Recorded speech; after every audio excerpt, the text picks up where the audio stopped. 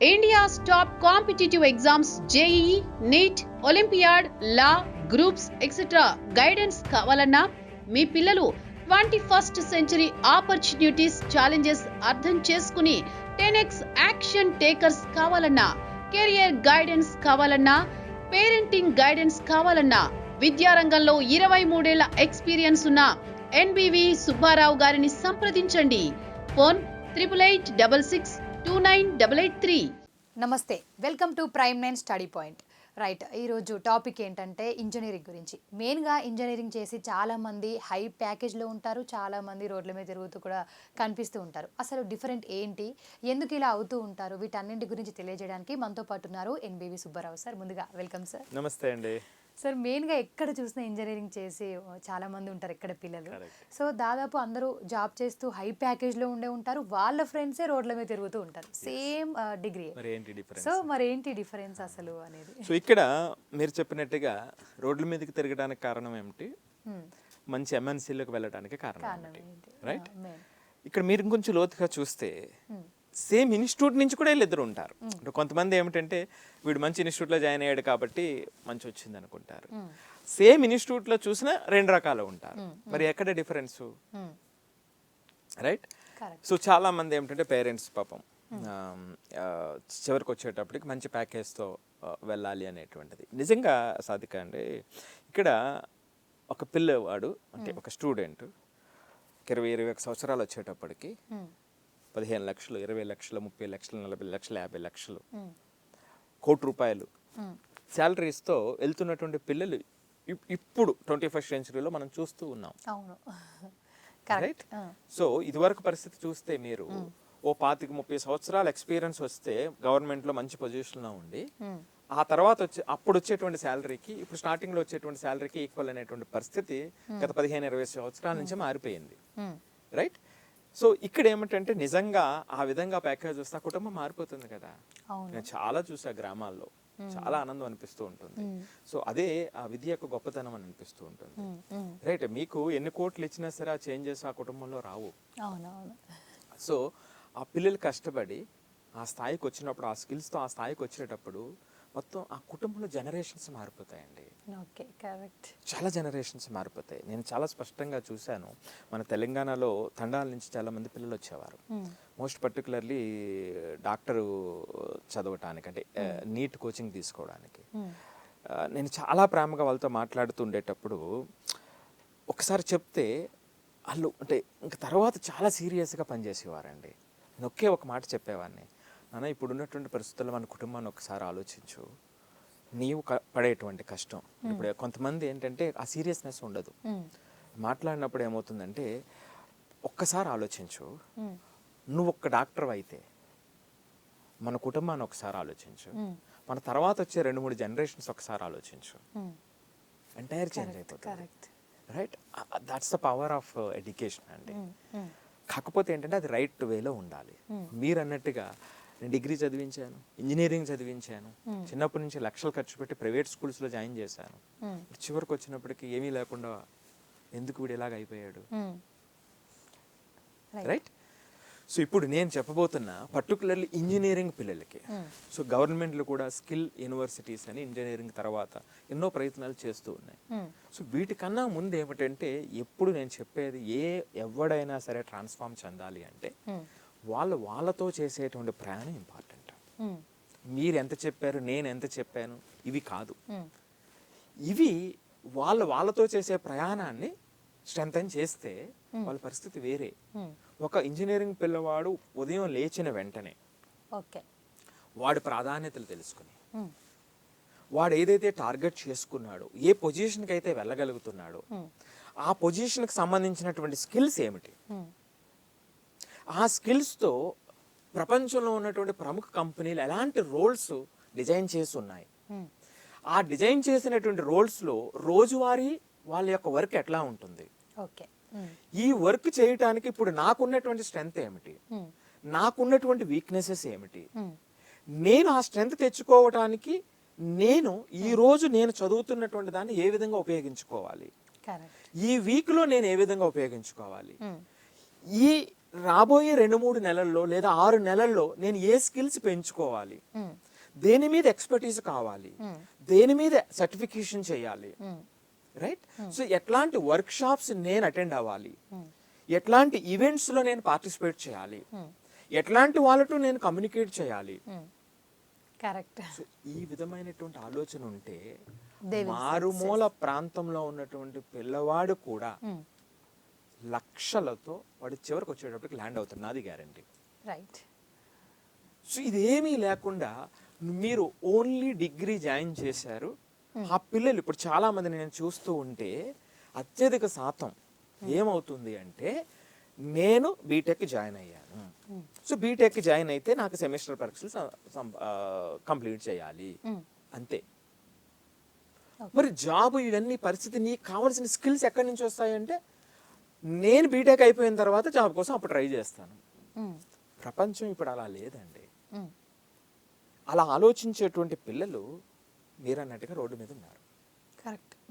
అలా కాకుండా ఇప్పుడు నేను చెప్పినట్టుగా ఆలోచించేటువంటి పిల్లలు హై ప్యాకేజ్ మీరన్నట్టుగా ఆ ప్యాకేజీల్లో ఉన్నారు. This is the first fundamental difference అండి. సో మరి ఇప్పుడు దీన్ని చేయటం కోసం వాళ్ళు రోజువారీ డిసైడ్ అయ్యేటువంటి విధంగా వాళ్ళ ఎనర్జీస్ని వాళ్ళు ట్రాన్స్ఫార్మ్ చేసుకునేటువంటి విధంగా వాళ్ళని రెడీ చేయాలి. మరి ఎందుకు రెడీ అవ్వట్లేదు క్వశ్చన్ వస్తుంది కదా. అవునవును. రైట్. సో ఎవరికి ఉండదండి చెయ్యాలని, ఏ పిల్లవాడికి ఉండదు. మీరు పిల్లలు అడిగితే 100% చెప్తారు నాకు 25 లక్షల ప్యాకేజ్తో నేను జాబ్ చేయాలి, లేదా 50 లక్షల కోటి రూపాయలతో నేను పలానా చోటకి వెళ్ళాలి, గూగుల్లో చేయాలి, లేకపోతే మైక్రోసాఫ్ట్లో చేయాలి, ఫేస్బుక్లో చేయాలి, మెటాలో చేయాలి అని అందరూ చెప్తారు. మరి వీళ్ళలో ఎంతమంది ప్రయత్నం చేస్తున్నారంటే చేతులన్నీ కిందకి దిగిపోతాయి. కరెక్ట్. రైట్. ఎవరికి ఉండదు, చేయాలని ఉంటుంది కదా, మరి ఎందుకు చెయ్యరు చెప్పమంటారా? అందులో ఒక్క కారణం చెప్తాను మీకు. ఒకటి ఏమిటంటే ఎక్కువ మంది పిల్లలకి ఆ రెస్పాన్సిబిలిటీని, ఇండిపెండెన్స్ని మనం చిన్నప్పుడు తీసేసాం. ఓకే. వీళ్ళంతా కూడా ఏంటంటే ఈ కార్పొరేట్ స్కూల్స్ అని, ఒలింపియాడ్ స్కూల్స్ అని, ఆ స్కూల్స్ అని, ఈ స్కూల్స్ అని, ఏదో పెద్ద పేరు ఉందని పొద్దున్న సాయంత్రం దాకా అక్కడ పాడేశారు. ఓకే. వాళ్ళ వల్ల ఒక 1000 నుంచి 1500 మందికి 2 స్టేట్లో ఉపయోగం ఉంది తప్ప మిగిలిన అందరికీ నష్టమేనన్నమాట అండి. ఓకే. నేను చెప్పేది ఎప్పుడు కూడా అంటే క్లారిటీగానే ఉండాలి. మనం ఎప్పుడు కూడా ఎవరు మంచి వాళ్ళకి ఇచ్చేయాలి, ఎవరు చెడ్డ వాళ్ళకి చెప్పేయాలి. రైట్. సో వాటి వల్ల ఉపయోగం లేదా అంటే ఉంది. ఎంతమందికి అంటే 1000 నుంచి 1500 మంది పిల్లలకి మాత్రమే ఉపయోగం ఉంది, మిగిలిన ఎవరికి ఉపయోగం లేదు. కరెక్ట్. సో ఆ క్రమంలోనే ఈ పిల్లల్ని ఆ రెస్పాన్సిబిలిటీ మనం తీసేసాం. 12th వరకు మీరు జాగ్రత్తగా ఉంచి నేను ఇప్పుడు ఒక్కసారిగా నాకు స్వతంత్రం వచ్చింది, నేను ఫ్రీ బర్డ్ అని అనుకుంటారు. ఎక్కడైతే దృష్టి పెట్టాలో, ఎక్కడైతే ఇండిపెండెంట్ గా రైజ్ అవ్వాలో, రెస్పాన్సిబుల్ గా రైజ్ అవ్వాలో, రైట్, ప్రొఫెషనల్ లైఫ్ కి ఫౌండేషన్ ఏదైతే ఉందో ఎక్కడైతే వాళ్ళు కాన్సన్ట్రేట్ చేయాలో అక్కడ ఆ టైంలో నిన్నటి వరకు మనం చేసిన పని వల్ల ఇక్కడ వదిలేసేటువంటి పిల్లలు ఎక్కువ మంది ఉన్నారు. అవునవును. అంటే మనం ఇప్పుడు ఏంటంటే నేను చాలా మంది పిల్లలతో మాట్లాడి చెప్తున్నటువంటి మాటలు ఇవన్నీ కూడా వాళ్ళతో పర్సనల్ గా మాట్లాడి 1-to-1 మాట్లాడి వాళ్ళ మైండ్ లో ఏముంది వాళ్ళ ద్వారా విని చెప్తున్నటువంటి కొన్ని పాయింట్స్ మీకు. సో ఇవి కారణాలు. ఇప్పుడు నేనేమిటంటే అందరూ కూడా మనం ఎందుకు డిఫరెంట్ గా మనం హెల్ప్ చేయబోతున్నామంటే ప్రతి ఒక్కరూ కూడా నువ్వు ఇక్కడికి వెళ్ళు, ఇది బాగుంది అది బాగుందనే చెప్తారు. అవును. నాన్న అది వెళ్ళటానికి ముందు నువ్వు ఎలా ఉండాలి, కరెక్ట్, వెళ్ళిన తర్వాత నువ్వేం చేయాలి, ఇప్పుడు నీలో నువ్వు చేంజ్ చేసుకోవాల్సినటువంటి ఏమిటి. రైట్. రైట్. అసలు ప్రేమగా చెప్తే ప్రతి పిల్ల ఎవరినైనా తీసుకురండి, నేను మార్పిస్తా. కాకపోతే ఒకడికి వారం రోజుల్లో మారుతాడు, ఇంకొకటి 3 నెలలు పడుతుంది, ఇంకొకటి మార్పు అనేటువంటిది తథ్యం. రైట్. సో మా పిల్లలు వాళ్ళు ఏమి తీవ్రవాదులు కాదు కదా, పిల్లలు చాలా స్వచ్ఛంగా ఉండేటువంటి పిల్లలు. కాకపోతే ఆ పైన ఏంటంటే కొన్ని మబ్బులు కమ్మేసి ఉంటాయి అంతే. రైట్. సో ఆ మబ్బులు కొన్ని ఏంటంటే వ్యాలిడ్ క్వశ్చన్స్ ఉంటాయి వాళ్ళ మైండ్ లో, దాన్ని జాగ్రత్తగా ఆన్సర్ చేయగలిగితే ఆటోమేటిక్ గా ఈ మబ్బులన్నీ పోయి ఆ సూర్యుడు ప్రకాశవంతంగా ఎలాగైతే వస్తాడో వాళ్ళ ఎనర్జీ కూడా అలాగే వాళ్ళకి కనబడుతుంది. మీకు నాకు కాదు, వాళ్ళకి కనబడుతుంది. కరెక్ట్. వాళ్ళకి కనబడిన తర్వాత వాళ్ళ ప్రయత్నం వాళ్ళు చేస్తూ ఉంటారు. సో కాబట్టి ఇది మనం చూడాల్సినటువంటిది. ఇది చూసేటువంటి వాళ్ళకి ఆ చూసే ఓపిక ఎవరికి లేదు. అవునవును. మెయిన్ గా నువ్వు చెప్పేసావా చెయ్యి అంతే, చేసేయాలంటే అటు చేసేస్తాడు కదా. నా క్వశ్చన్ అదే ఎప్పుడు, మీ పిల్లవాడు చెప్పాల్సిన చేయట్లేదు అవసరం సాధిక, లేదు. మీరు చేయమంటారు, టీచర్కి మీరు చేయమంటారు, పేరెంట్స్కి మీరు చేసే అంటారు. అరే చేసేయాలి అని అనుకుంటే వాడు చేసేస్తాడు కదా, వాడు ఆడు అనుకోకే కదా, అంతే ఆ కదా. చేయటంలో ఇబ్బంది ఉండే కదా. అది మైండ్ సెట్ ప్రాబ్లం కావచ్చు, లేదా చదువుకునేటువంటి విధానంలో ప్రాబ్లం కావచ్చు, దాని మీద వాల్యూ తెలియకపోవచ్చు, రైట్? ఇలా రకరకాల కారణాలు ఉంటాయి. మనం ఇవి కనెక్ట్ చేస్తే వాడు వేగంగా ముందుకు వెళ్ళిపోతాడు. ఇది చూసే వాళ్ళు ఎవరు లేరు. ఇది ప్రస్తుతం ఉన్నటువంటి సమస్య అన్నమాట. ఇవి కారణాలు. అంటే ఇవన్నీ కూడా ఇప్పుడు వాటర్ అంతా అలాగా కొండల నుంచి వచ్చిన తర్వాత ఒక డ్యామ్ దగ్గర ఆగినట్టుగా ఈ పిల్లలంతా కూడా అలా చిన్నప్పటి నుంచి వస్తా ఉంటారు. ఎక్కడ తెలుస్తుంది? ఫస్ట్ గేట్ 10th దగ్గర తెలుస్తుంది, కరెక్ట్. నెక్స్ట్ 12th దగ్గర తెలుస్తుంది. కాంపిటీషన్ ఎక్కువ అక్కడ, రకరకాల కాంపిటేటివ్ ఎగ్జామ్స్, అక్కడ తేలిపోతారు చాలా మంది, రైట్? తర్వాత 12th తర్వాత ఈ ప్రొఫెషనల్ కోర్సెస్కి వచ్చేటప్పుడు, బ్యాచులర్ డిగ్రీకి వచ్చేటప్పుడు ఇక్కడ కొంతమంది తేలిపోతారు. కరెక్ట్.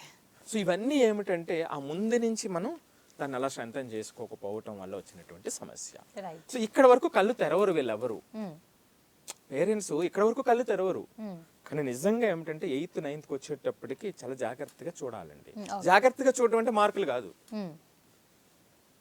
ఉదయం లేచినటువంటి పిల్లవాడు ఎన్ని గంటలకు లేస్తున్నాడు, లేచిన పిల్లవాడు ఎంత రెస్పాన్సిబుల్ గా ఉన్నాడు, ఏ డిసిప్లిన్ తో ఉన్నాడు, అకాడమిక్ యాక్టివిటీకి ఎంత ఎఫర్ట్ పెడుతున్నాడు, వాడికి 60 మార్కులు రానివ్వండి, అది వేరే విషయం సాధిక. నీకు 60 వచ్చినాయి 90 వచ్చినాయి తర్వాత విషయం. ఈ 60 మార్క్స్ వాడు ఎంత ఇండిపెండెంట్ గా ట్రై చేస్తున్నాడా లేదా, రైట్? సో ఈ విధంగా ఇతని ఆలోచన ఎట్లా ఉంది, వీడికి నచ్చినటువంటి విషయాల్లో ఏ విధంగా ప్రవర్తిస్తున్నాడా, ఎమోషనల్ రెగ్యులేషన్ ఎంతవరకు ఉంది, మిగిలిన పిల్లలతో కొలాబరేట్ అవుతున్నాడా లేదా, గేమ్స్ ఆడడానికి వెళ్ళటమో లేకపోతే వాళ్ళు పార్టిసిపేట్ చేస్తున్నాడా లేదా, ఆ కొలాబరేషన్ లో అర్థం చేసుకుని ముందుకు వెళ్తున్నాడా, రైట్?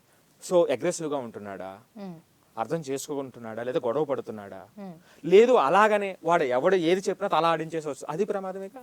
అవును, కంపల్సరీ. సో వాడు ఏది చెప్పినా వాడు తలాడించేసి వచ్చేస్తున్నాడా, లేదు వీడి డెసిషన్ తీసుకోకుండా అంతా కూడా వాడి మీద ఆధారపడి పక్కవాడి మీద ఆధారపడి ఉన్నాడా, ఇది ఆలోచించాల్సిన విషయం మెయిన్ గా.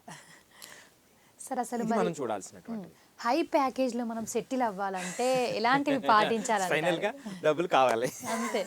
అంటే ఇంజనీరింగ్ అంటేనే సరే హై ప్యాకేజ్ లో రావాలి అనేది అందరికీ ఉంటుంది. సో హై ప్యాకేజ్ లో మనం రావాలి. ఇక్కడ నేను ఒక 5 పాయింట్లు చెప్తాను.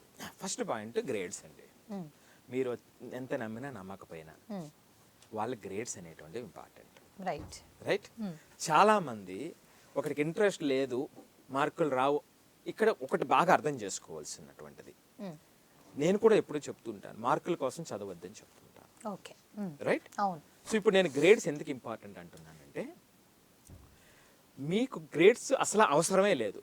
ఎప్పుడు అంటే మీరు ఏదైనా సొంతంగా మీకు మీరు తయారు చేసి మార్కెటింగ్ చేసేసి, లేదా మీరు చేసినటువంటి ప్రోడక్ట్కి ఒక వరల్డ్ వైడ్ యాక్సెప్టెన్స్ వచ్చేటువంటి స్థాయిలో మీ ఆలోచన ఉందనుకోండి, గ్రేడ్లు అసలు ఏమీ అవసరమే లేదు. You got my point, right? ఆ స్థాయిలో మన ఆలోచన ఉండి, అంత ఇండిపెండెంట్గా తయారు చేసి, అంత ఇన్నోవేటివ్గా మీ ఆలోచన ఉండి, అది రేపొద్దుట సమాజానికి ఉపయోగపడేటువంటి ఆ విధంగా ఉన్నప్పుడు మీకు అసలు గ్రేడ్లే అవసరం లేదు. ఇప్పుడు ఉన్నటువంటి 21st centuryలో అవును, అసలు డిగ్రీలే అవసరం లేదు, రైట్? ఇది కంప్లీట్లీ ఎక్స్ట్రీమ్ కేసు. దీన్ని జనరలైజ్ చెయ్యొద్దు. కానీ ఇప్పుడు జనరల్గా చూసేటప్పుడు ఎక్కువ మంది పిల్లలు ఏమిటి, ఒక జాబ్ సంపాదించుకోవాలి అనేటువంటిదే కదా. మరి మీరు జాబ్ సంపాదించుకోవాలని అనుకునేటప్పుడు ఖచ్చితంగా మీకు గ్రేడ్స్ ఉండాలి. మీరు ఎంత బెస్ట్ గ్రేడ్స్ తెచ్చుకుంటే అంత మంచి ఆపర్చునిటీస్, ఆ ఆపర్చునిటీస్ని ఎక్స్ప్లోర్ చేయడానికి మీకు అవకాశం వస్తుంది. కొన్ని చాలా కంపెనీస్ ఏమిటంటే ఈ సిజిపిఏ అనేటువంటిది, ఈ గ్రేడ్ అనేటువంటిది టార్గెట్ పెట్టేస్తారు. మోర్ దెన్ దిస్ గ్రేడ్ ఉంటేనే ఈ ఇంటర్వ్యూకి రమ్మంటారు. లేదా కొన్ని ఇంటర్వ్యూస్లో ఇప్పుడు నేను చెప్తున్న పాయింట్స్ అన్నీ కూడా ఇంటర్వ్యూ టీమ్స్ ఏవైతే అక్రాస్ ఇండియా ఉన్నారో, మనకు ఉన్నటువంటి ఫ్రెండ్స్, అది వాళ్ళు ఏ విధంగా ఆలోచిస్తున్నారు, వేటిని ప్రధానంగా చూస్తున్నారు అనేటువంటి దాని మీద నేను మీకు చెప్తున్నటువంటి విషయాలు ఇప్పుడు ఇవన్నీ కూడా చాలా ప్రాక్టికల్ విషయాలు. సో ఈ గ్రేడ్స్ తక్కువ ఉండేటప్పుడు ఫస్ట్ టైమే వెనక్కి వెళ్ళిపోతాయి. కొన్ని అప్లికేషన్స్ ఫస్ట్ టైం ఆగిపోతాయి. సో కాబట్టి ఫస్ట్ పాయింట్ ఏమిటంటే గ్రేడ్స్ అండి. లేదు నేనేదో ఆలోచన ఉంది, నీకు ఆలోచన ఉండటం కాదు, మీ ఆలోచన అందరికి ప్రతి ఒక్కరికి ఉంటుంది, మీకు ఉంటుంది, నాకు ఉంటుంది, అందరికీ ఉంటుంది. ఆ ఆలోచన ఆచరణలో ఎంతవరకు ఉందనేటువంటిది ఇంపార్టెంట్. అది రిజల్ట్ ఎంత ఇస్తుంది అనేటువంటిదే సమాజం గుర్తిస్తుంది తప్ప నీకు ఎంత ఆలోచన ఉన్నా దానికి ఉపయోగం ఏమీ లేదు. చాలా మంది పిల్లలు ఏంటంటే నాకు ఆ ఆలోచన ఉంది, ఇది చేసేస్తాను, అది చేసేస్తాను అంటారు. ఇవంతా గాల్లో ఉంటాయి. నువ్వు అది రియాలిటీలోకి తీసుకొచ్చేంత వరకు దానికి విలువ లేదు అనేటువంటిది ప్రతి ఒక్కరు గమనించాల్సినటువంటిది. రైట్. సో కాబట్టి ఈ జాబ్ విషయంలో మీరు లక్షలు ప్యాకేజ్తో రావాలనుకునేటప్పుడు ఫస్ట్ అండ్ ఫార్మోస్ట్ పాయింట్, మీకు ఆ డిగ్రీ మీద ఆధారపడి ఉన్నాం కాబట్టి స్టిల్, సో ఆ డిగ్రీ మీద ఉన్నాం కాబట్టి డిగ్రీలో ఆ గ్రేడ్ అనేటువంటిది చాలా ఇంపార్టెంట్. సో ఆ గ్రేడ్ పాయింట్ అనేటువంటిది ఎంత హైయెస్ట్ సంపాదించుకోగలిగితే అంత సంపాదించుకోవాలి, అని నెగ్లెక్ట్ చేయకూడదు. కానీ ఇప్పుడు మనం ఏంటంటే వాస్తవంలో ఏమవుతుందంటే ఈ రెస్పాన్సిబిలిటీ, ఇండిపెండెన్స్ తీసేసినటువంటి పిల్లలు first year, second year, third year గాలికి తిరిగేసి థర్డ్ ఇయర్ మధ్యలోనో ఫోర్త్ ఇయర్లోనో వీటి గురించి కష్టపడుతూ ఉంటారు. రైట్. ముందు నుంచి వదిలేస్తారు.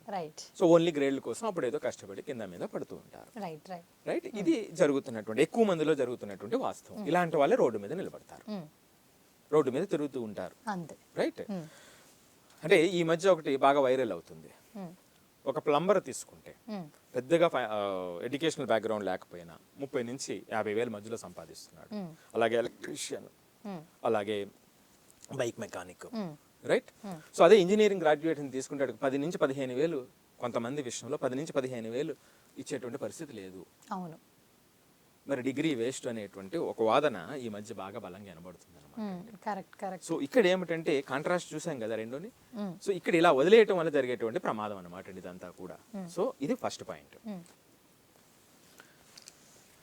ఇక సెకండ్ పాయింట్ పర్టికులర్లీ ఈ ఇంజనీరింగ్ లో కంప్యూటర్ సైన్స్ ఇంజనీరింగ్ కి టర్న్ అయ్యేటువంటి వాళ్ళు ఎక్కువ మంది ఉంటారు. అవునవును, కంపల్సరీ సార్, మెయిన్ అది. సో మిగిలిన కోర్ గ్రూప్ లో ఉన్నప్పటికీ కూడా ఆ ఇంట్రెస్ట్ తో చివరి వరకు కష్టపడేటువంటి వాళ్ళు నేను చాలా ప్రాక్టికల్ గా చూశాను. ఒక 7-8 సంవత్సరాల పిల్లల్ని, బాగా నాకు తెలిసిన పిల్లల్ని అబ్జర్వ్ చేశా.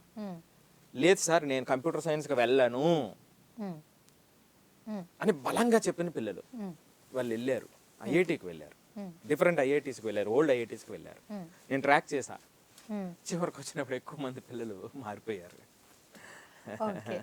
నేను ఫిజిక్స్ లో నేను ఖచ్చితంగా రీసెర్చ్ చేస్తానన్నాడు. పాపం ఆ పిల్లవాడు కూడా అట్లాగా ఉండేవాడు. ఒక ఎగ్జాంపుల్. ఇంకో అతను సివిల్ ఇంజనీరింగ్ తీసుకుని నేను కెమిస్ట్రీలో నేను రీసెర్చ్కి వెళ్తానన్నాను. సో ఇలాగా డిఫరెంట్ జర్నీస్ మనం ట్రాక్ చేసాం. అంటే రియాలిటీలో ఏమవుతుంది అనేది నేను చెప్పేది ఎప్పుడు కూడా. నేను ఈ రోజు పిల్లవాడిని కాదు, ఆడి తర్వాత 5-10 సంవత్సరాలు ఆలోచించి చెప్పేటువంటి ప్రతిదీ కూడా. ఆ పిల్లలు అంత సీరియస్గా, అంత డిసిప్లిన్గా ఉన్నటువంటి పిల్లలు వాళ్ళు చివరికి వచ్చినప్పుడు ఎక్కువ మంది ఏమైపోయారంటే ఒకళ్ళిద్దరు మిగిలారు తప్ప మిగిలినంతా కూడా మారిపోయారు. ఎందుకంటే కంప్యూటర్ సైన్స్కి సంబంధించి ఆ వైపు వేరే అండి, ఆపర్చునిటీస్ వేరే. జాబ్ మార్కెట్లో కూడా మీకు 75% ఇదే మింగేస్తుంది, అంటే ఇదే ఇస్తుంది ఆ ఆపర్చునిటీస్. సో కాబట్టి ఎక్కువ మంది అక్కడ వెళ్ళటానికి అవకాశం ఉంటుంది. సో అలాగ ఆలోచించేటువంటి పిల్లలకి ఖచ్చితంగా కోడింగ్లో ఎక్స్పర్టీజ్ ఉండాలండి. ఈ కోడింగ్లో ఎక్స్పర్టీజ్ ఒక రోజుతో వచ్చేది కాదు. స్టార్టింగ్ నుంచి కూడా ఆ బిగ్ పిక్చర్ని చూసి దీన్ని ఏ విధంగా నేను కన్వర్ట్ చేయగలను, ఏ విధంగా మార్చగలను అనేటువంటి ఆ పిక్చర్ వాళ్ళ మైండ్లో రన్ అవుతూ ఉంటూ దానికోసం కష్టపడాలి. అంటే ఒక స్క్రాచ్ నుంచి, అంటే ఇక్కడ 2 ఉంటాయి సాధిక, మరలా కొంచెం ఇప్పుడు ఉన్నటువంటి పరిస్థితుల్లో చూడవలసింది. స్క్రాచ్ నుంచి కోడింగ్ చేసేటువంటిది ఒకటి ఉంటుంది. రైట్. ఇప్పుడు మీరు స్క్రాచ్ నుంచి కోడింగ్ చేస్తానంటే ఎప్రిషియేట్ చేసే వాళ్ళు కూడా లేరు. పాపం నిజంగా చాలా కష్టం అది. నేను స్క్రాచ్ నుంచి కోడింగ్ చేస్తాను, ఇది 15 రోజులు పడుతుంది, నేను ఈ అవుట్పుట్ ఇస్తానన్నారు అనుకోండి, మీకు చాలా నాలెడ్జ్ ఉంది. స్క్రాచ్ నుంచి చేయటం అంటే చిన్న విషయం కాదు కదా. మీరు అవసరం లేరు ఇప్పుడు. చూసారు, మీకు నాలెడ్జ్ ఉన్నా మీకు అవసరం లేదు ఇప్పుడు. నాకు 2 రోజుల్లో కావాలి. మరి ఏం చేయాలి అప్పుడు? ఏం చేయాలి అంటే ఏ టూల్స్ని ఉపయోగించి వైప్ కోడింగ్ అంటారు. సో వైప్ కోడింగ్ను ఉపయోగించి మీరు ఈ 10 రోజుల పనిని 2 రోజుల్లో పని చేయించాలి. అంటే 2 రోజుల్లో మీ కోడింగ్ పట్టుకురావాలి. పట్టుకురావాలి అంటే ఇప్పుడు ఉన్నటువంటి అడ్వాన్స్డ్ టూల్స్ని ఉపయోగించగలగాలి. చూసారా, ఇలా ఏ రోజుకి ఆ రోజు మారిపోతుంది. సో కాబట్టి ఏఐని ఉపయోగించి, ఏఐని ఎంత జాగ్రత్తగా మీరు వాడగలిగితే అంత ఆపర్చునిటీస్ ఎక్కువ ఉంటాయి. సో ఈవెన్ కోడింగ్లో కూడా. కానీ ఇది వాడాలి అంటే మీకు బేసిక్గా మీకు తెలిసి ఉండాల్సినటువంటిది కోడింగ్ మీద పూర్తి అవగాహన ఉండాలి. మరి ఆ బగ్స్ని ఎలా ఐడెంటిఫై చేస్తారు, వాటిలో మిస్టేక్స్ని ఎలా ఐడెంటిఫై చేస్తారు, రైట్? దాని ఫంక్షనింగ్ మీద పూర్తి అవగాహన లేకుండా దీంట్లో లోపాలను ఎలా కనిపెడతారు? కనిపెట్టలేరు కదా. మీరు సపోజ్ మీరు ఒక బిల్డర్ అనుకుందాం, మీరు ఒక పెద్ద బిల్డింగ్ ని బిల్డ్ చేస్తా ఉన్నారు. మీరు యాజ్ ఏ బిల్డర్ గా ఫౌండేషన్ దగ్గర నుంచి చివరి పాయింట్ వరకు మీకు పూర్తి అవగాహన ఉందనుకో, ఆ కన్స్ట్రక్షన్ ఏరియాలో మీరు అడుగు పెట్టిన వెంటనే మీరు ఐడెంటిఫై చేయగలుగుతారు ఏ లోపం ఉందో. కరెక్ట్ కదా. సో ఆ అవగాహన లేకపోతే మీకేమవుతుంది, ఏదో లేమెన్ కింద మీరు ఉంటారు అంతే కదా. సో అట్లాగే ఇప్పుడు ఏమిటంటే ఈ ఏఐ టూల్స్ని ఉపయోగించిన, అంటే ఇప్పుడు అడ్వాన్స్ టెక్నాలజీని ఉపయోగించి బిల్డింగ్ని బిల్డ్ చేసినప్పటికీ మీకు పూర్తి అవగాహన ఉండాలి కదా. ఈ టెక్నాలజీ ఉపయోగించడం వల్ల తక్కువ టైంలో మీరు అవుట్పుట్ ఇవ్వగలుగుతారు, ఇంకొంచెం బ్రహ్మాండంగా ఇవ్వగలుగుతారు, ఇంకా తప్పులు లేకుండా ఇవ్వడానికి అవకాశం ఉంది, హ్యూమన్ ఎర్రర్స్ లేకుండా. కానీ అది ఎప్పుడు ఆ ఫంక్షనింగ్ మీద పూర్తిగా అవగాహన ఉన్నప్పుడే. అవగాహన లేకుండా మీరు చేయగలుగుతారా?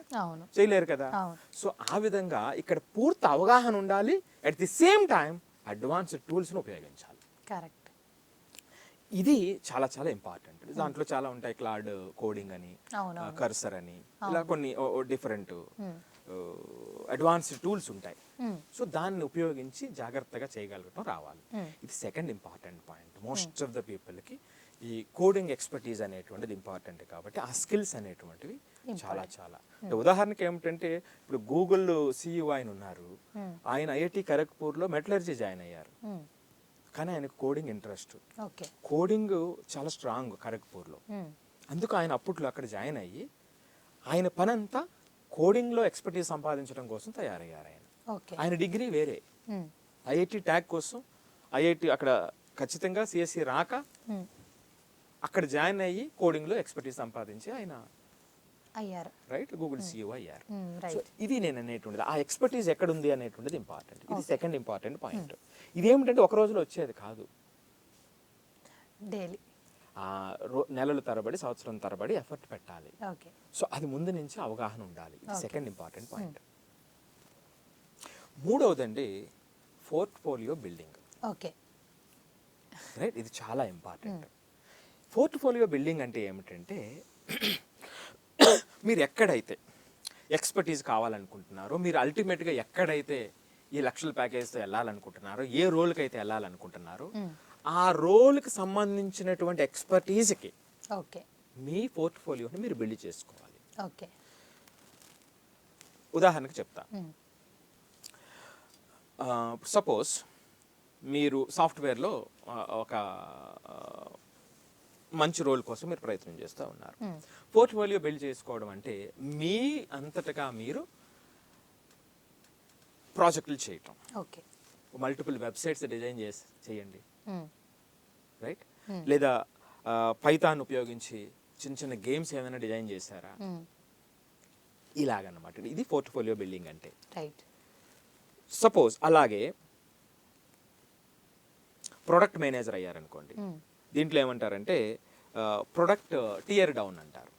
అంటే ఒక ప్రొడక్ట్ తీసుకుని ఈ ప్రొడక్ట్లో ఉన్నటువంటి కంప్లీట్ ఫీచర్స్ అన్నీ ఏమేమి, ఎన్ని ఫీచర్స్ ఉన్నాయి, ఈ ఫీచర్స్లో ఏది ఫస్ట్ ప్రయారిటీ, ఏది second priority. So for example Google pay ఉందండి. సో గూగుల్ పే అనేటువంటి మీరు ప్రొడక్ట్ చూస్తే స్కానర్ ఎక్కడుంది, కాంటాక్ట్స్ ఎక్కడున్నాయి, స్కానర్ అనేది ఫస్ట్ ఎందుకు కనిపిస్తుంది మీకు? చూస్తే గూగుల్ పే చూస్తే స్కానర్ అనేటువంటిది ఫస్ట్ ఉంటుంది, తర్వాత పే టు కాంటాక్ట్స్ ఉంటుంది, పే టు అకౌంట్ ఉంటుంది. స్కానర్ ఎందుకు ముందు పెట్టారు, రైట్? సో ఈ విధమైనటువంటి అవగాహన ఏది మీరు ఒక ప్రొడక్ట్ మేనేజర్ కావాలనుకుంటే, జస్ట్ ఎగ్జాంపుల్ చెప్తున్నా, అంటే పోర్ట్ఫోలియో బిల్డింగ్ తెలియాలి, అంటే దాని రీజన్ తెలియాలి. ఎందుకంటే ఎక్కువ మంది ఇప్పుడు స్కాన్ చేస్తారు, మీరు నెంబర్ కొట్టి ట్రాన్స్ఫర్ చేసేది తక్కువ మంది ఉంటారు, అకౌంట్కి ట్రాన్స్ఫర్ చేసేవారు ఇంకా తక్కువ మంది ఉంటారు. చూసారా ఆర్డరు?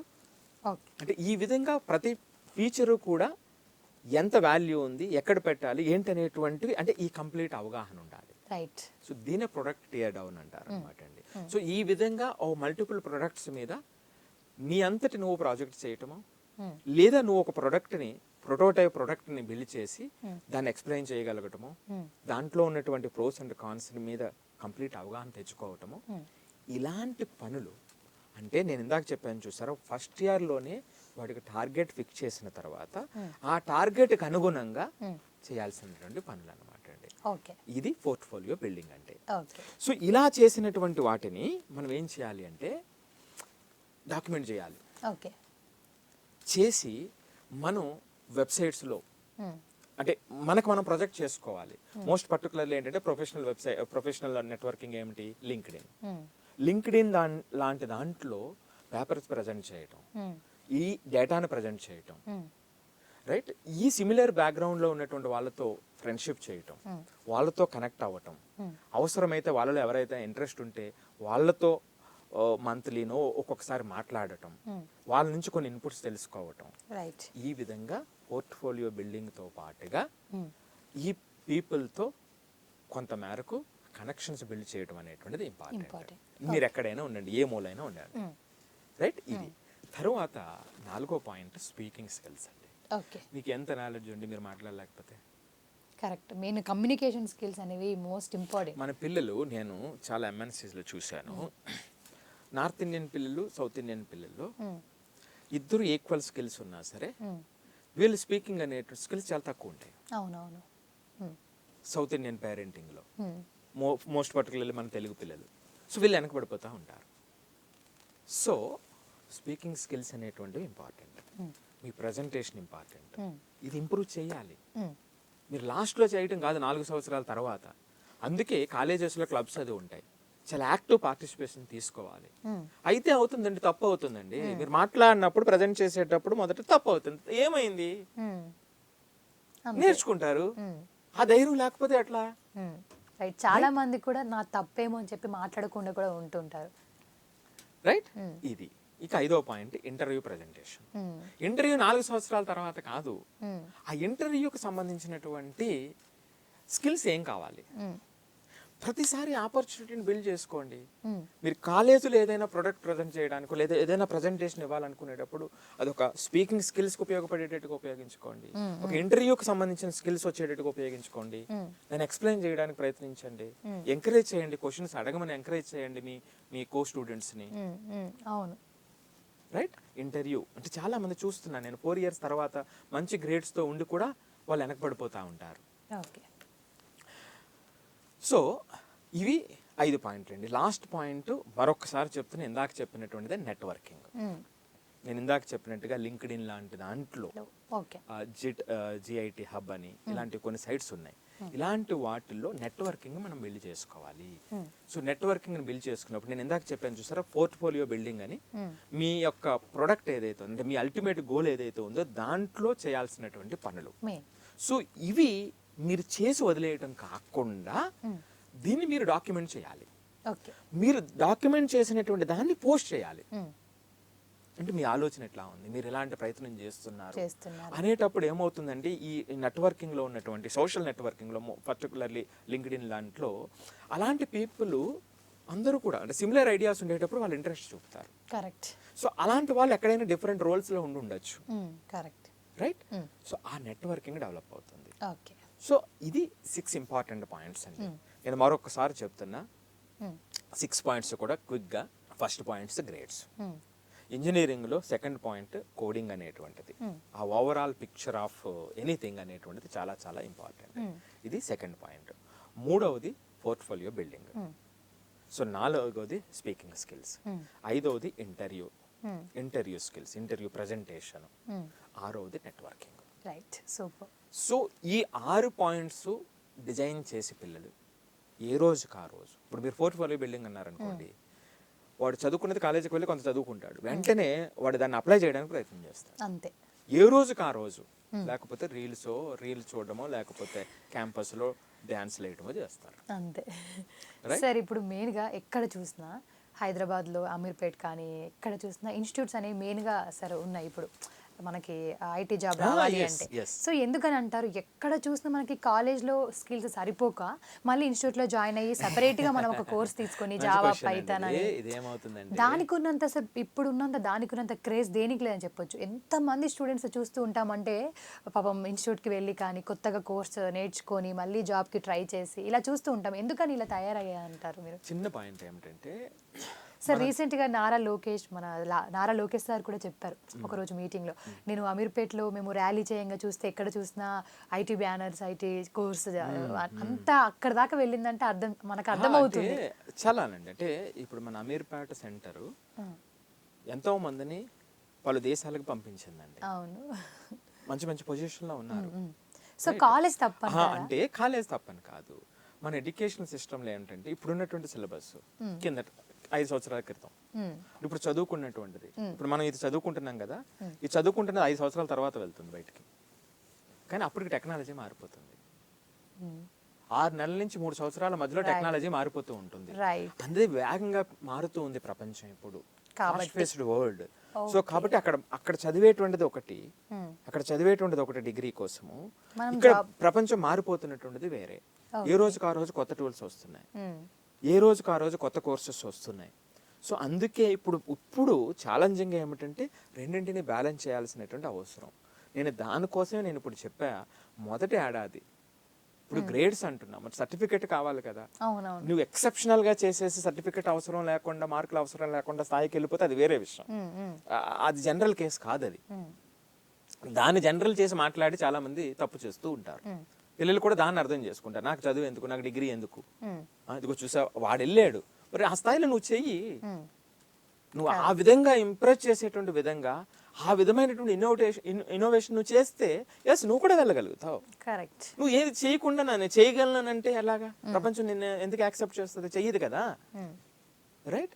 సో ఇక్కడ ఏమిటంటే అందుకే నేను చెప్తున్నటువంటిది, ఇప్పుడు ఉన్నటువంటి పరిస్థితుల్లో నిన్నటి వరకు జరిగింది వేరు. ఇప్పుడు బ్యాచులర్ డిగ్రీకి వెళ్ళేటప్పుడు ఫస్ట్ ఏడాదిలోనే ఈ 4 years వాళ్ళు పూర్తి అవగాహనతో పనిచేయాలి. ఈ అవగాహన చేసేటువంటి ప్రయత్నంలో 60% సర్టిఫికేట్ సంపాదించుకోవడానికి ప్రయత్నం చేస్తే 40% వీళ్ళు ఈ స్కిల్స్ పెంచుకోవడానికి, ఇప్పుడు నేను చెప్పిన 6 points ఉన్నాయి చూసారా, ఇలాంటి వాటి మీద దృష్టి పెడితే మీరు అన్నట్టుగా వాళ్ళు లక్షలు సంపాదించేటువంటి గ్రూప్లో ఉంటారు. అలా కాకుండా ఓన్లీ దానికోసం మాత్రమే చూస్తే 4 సంవత్సరాల తర్వాత కళ్ళు తెరుస్తాను, లేదా మొదట 3 సంవత్సరాలు మొత్తం పడుకుంటాను కుంభకరుణ్లాగా, అలా 4వ సంవత్సరంలో నేను కళ్ళు తెరుస్తాను అనుకునేటువంటి వాళ్ళు మాత్రమే రోడ్డు మీద ఉన్నారు. కానీ రైట్, సో ఆ సీరియస్గా ఉన్న వాళ్ళు ఎవరు రోడ్డు మీద లేరండి. సో వాళ్ళంతా కూడా చాలా చక్కగా వెళ్ళారు, కుటుంబాలను బాగు చేశారు. రైట్, సో ఆ కుటుంబాల్లో ఆనందాలు నింపినటువంటి పిల్లలే చాలా మంది ఉన్నారు. విదేశాలకు వెళ్ళినటువంటి పిల్లలు ఉన్నారు. చిన్న వయసులో 20 సంవత్సరాలు 22 సంవత్సరాల్లో 25 సంవత్సరాలు 27 సంవత్సరాల్లో మంచి రోల్స్ సంపాదించినటువంటి పిల్లలు, హంబుల్ బ్యాక్గ్రౌండ్ నుంచి వచ్చినటువంటి పిల్లలు ఎంతమంది జీవించమంటారు? మీకు అంతమందిని జీవిస్తాను నేను. సో కాబట్టి ఇది డిఫరెన్స్. ఆచరణలో దీని మీద ఇది లేకుండా మనం అది మాట్లాడకూడదు. సో ఇక్కడ ఈ డిఫరెన్స్ వచ్చినప్పుడు ఆటోమేటిక్గా అందుకనే ఆ పిల్లలకి మనం సెట్ చేద్దాం టార్గెట్. అది ఎలాగా అంటే వాళ్ళతో ఇంట్రెస్ట్తో వాళ్ళు అర్థం చేసుకునేటువంటి విధంగా, అప్పుడు ఎవడు వాళ్ళ జర్నీని ఆపలేరు. మీరు అనుకున్న దానికి 10 రెట్లు ముందుకు వెళ్తారు. Okay sir, super. నిజంగా చాలా బాగా చెప్పారు. అసలు ఇంజనీరింగ్ అంటేనే దాదాపు అందరూ అనుకుంటారు, అమ్మో ఒకవేళ సాఫ్ట్వేర్ మనము ఇంటర్వ్యూలో మనం క్రాక్ చేయకపోతే ఎలాగో అని చెప్పేసి. సో ఎలాంటి స్కిల్స్ ఉండాలి, ఎలాంటివి పాటించాలని చాలా చాలా బాగా చెప్పారు సార్. అందరికీ యూజ్ అవుతుంది. సో చూసారు కదా, మీకు కూడా ఏమైనా డౌట్స్ ఉంటే ఈ నెంబర్కి సంప్రదించండి, మీకు ఉన్న డౌట్స్ అన్ని క్లియర్ అవుతాయి. సో ఇది ఈరోజు ఎపిసోడ్. మరో ఎపిసోడ్తో మళ్ళీ కలుద్దాం. నమస్తే. ఎన్బివి సుబ్బారావు గారు ఆధునిక ఎడ్యుకేషనల్ డిజైనర్. ఈ 21వ శతాబ్దంలో విద్యార్థులు, ఉపాధ్యాయులు, తల్లిదండ్రులపై లోతైన పరిశోధన చేశారు. 3 books కూడా రాశారు. విద్యార్థులకు మార్క్స్ మరియు ర్యాంక్స్ తో పాటు ఇప్పుడు self learning growth mind set అత్యవసరమని ఆయన డిజైన్ చేసిన innovative exile mind RPT framework లాంటి సెషన్స్, ప్రాక్టికల్ మరియు వర్చువల్ టెక్నిక్స్ అందిస్తూ దేశవ్యాప్తంగా విద్యార్థులను సెల్ఫ్ రిలయంట్ గా తయారు చేస్తున్నారు. ఆయన క్లాస్ రూమ్ బలపడితే భారతదేశం మరింత బలపడుతుందని నమ్ముతారు. ఇప్పటి వరకు 17,550 మంది విద్యార్థులకు జేఈఈ, నీట్, మెంటర్షిప్, 2,530 మంది టీచర్స్ కి ట్రైనింగ్, 1,850 మంది పేరెంట్స్ కి మెంటర్షిప్ అందించారు.